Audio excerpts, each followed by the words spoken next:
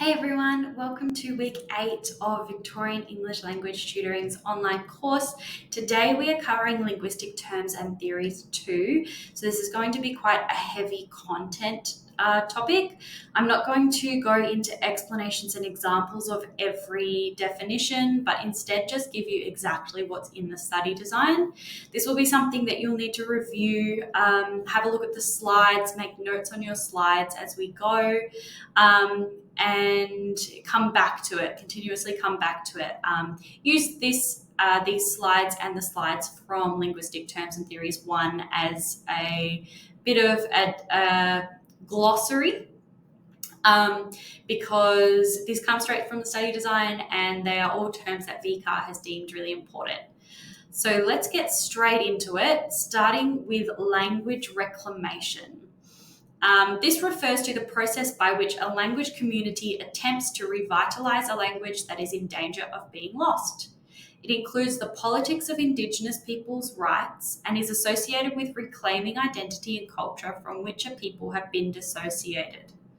Language revitalization or revival can take many forms, and there are numerous strategies for retrieving information about a heritage language, including attempts to relearn the language from material recorded in another era when the language was spoken.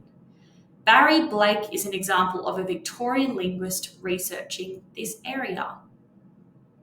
Lingua franca, a common language used for communication and often commerce between groups of people who speak different languages. And English is a lingua franca. Migrant ethnolect, a variety of language associated with a certain ethnic or cultural subgroup where the features of English used in Australian society are combined with some features of the first language of the speakers. An ethnolect can be a distinguishing marker of social identity. Multilingualism, the ability to communicate in more than one language.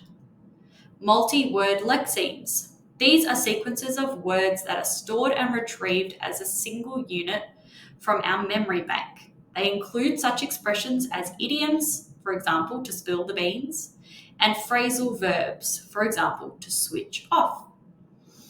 This can also be known as collocation.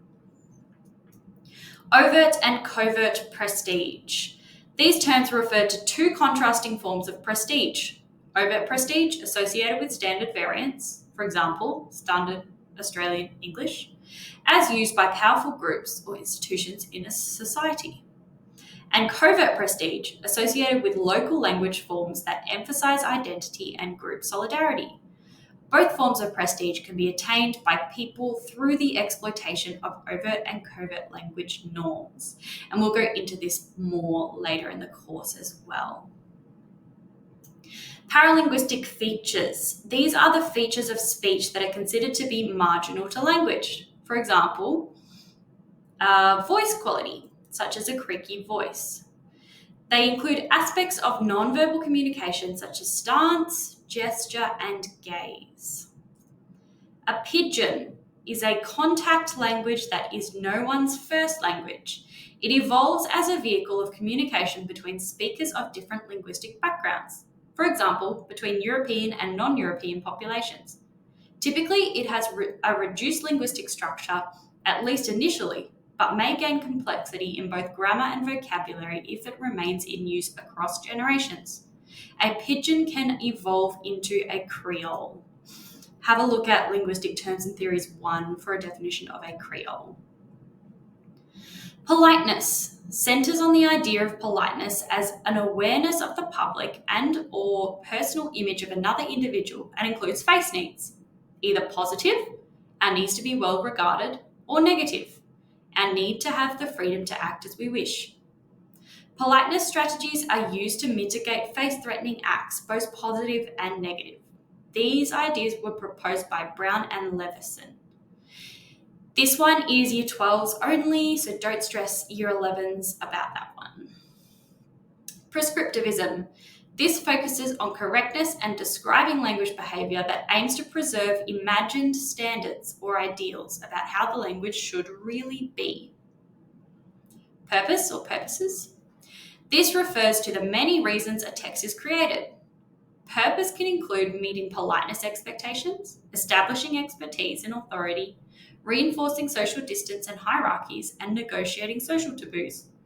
Any given text can have more than one purpose, and there is no set list of purposes. Rapport. This refers to agreement or sympathy between individuals, people, and/or groups. Register. This involves language variation that is defined by use as opposed to dialects, sociolects, etc. that refer to language variation defined by user. Registers involve features across a range of subsystems. So this is talking about informal or formal language. Rhetoric. This refers to the study of persuasive speech and writing. Semantic domain. A lexical set of words that are grouped by meaning and share a common semantic property, often referred to as semantic domain. For example, Spaniel, Corgi, Collie, and Terrier are all part of the semantic domain of dogs. Setting, the time and place in which a communicative act occurs. Situational context. This refers to the extra-linguistic circumstances that influence language use, including field, tenor, language mode, setting, and text type.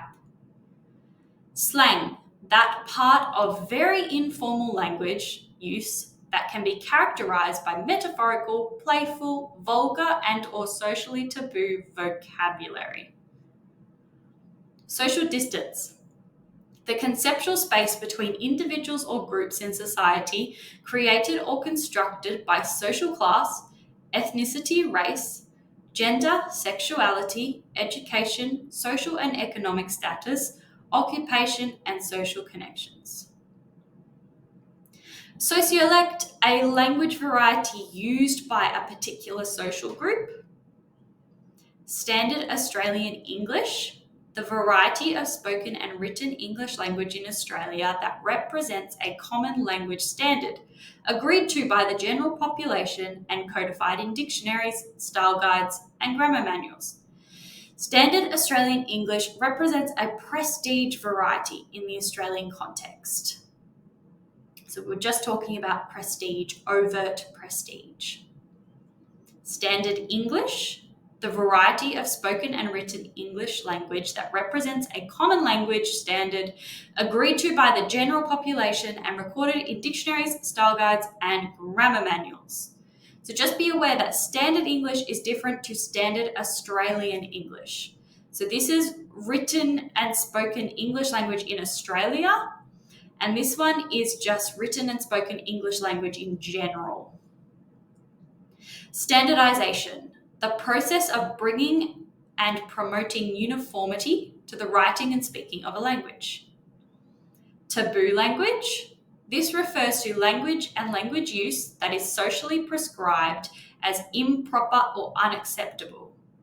Taboo language also includes the use of dysphemism.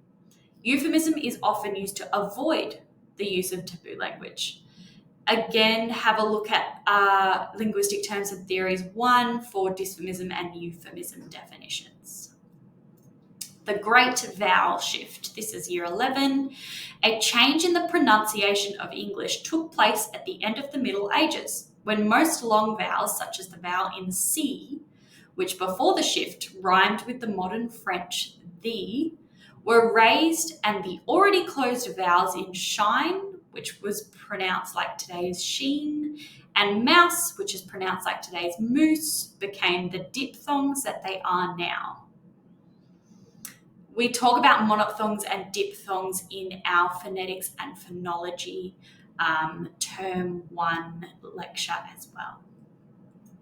Universal grammar. There is a hypothesis that children are born with innate knowledge about the structure of language. This innate grammar centers around a set of rules for language that are assumed to be universal, that is, shared by all languages of the world. Research in this area has been characterized as prioritizing nature over nurture. This theory was proposed by Noam Chomsky. Again, this is a Year 11 concept. And lastly, usage-based theory. This theory focuses on human cognitive abilities and social behaviours to account for language acquisition. A usage-based account proposes that children build the grammar of their language from tailored interaction in combination with their general cognitive skills. The theory also emphasizes the importance of child-directed speech, which is different from adult-to-adult speech across cultures. This theory is associated with a number of theorists, including Michael Tomasello. You have made it to the end of Linguistic Terms and Theories 2. Please revise 1 and 2, make some notes, use the slides as a glossary, and I'll see you next week. Bye, guys.